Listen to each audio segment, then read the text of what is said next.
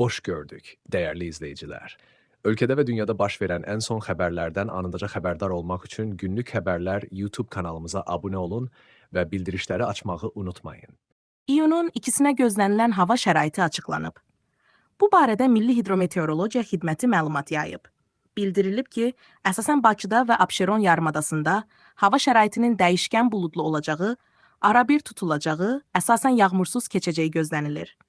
Lakin axşam qısa müddətli yağış yağacağı ehtimalı var.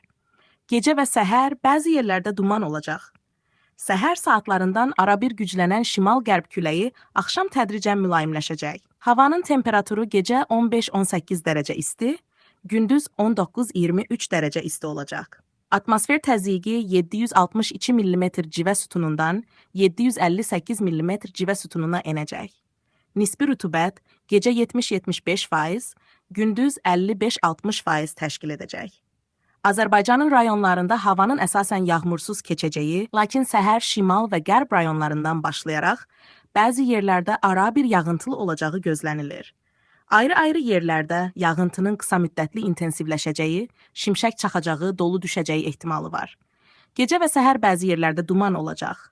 Qərb küləyi bəzi yerlərdə arabir güclənəcək. Havanın temperaturu gecə 12-17 dərəcə isti, gündüz 23-28 dərəcə isti, dağlarda gecə 6-11 dərəcə isti, gündüz 13-18 dərəcə, bəzi yerlərdə 20-25 dərəcə isti olacaq. Günlük Xəbərlər YouTube kanalımıza abunə olmağı və videonu bəyənməyi unutmayın.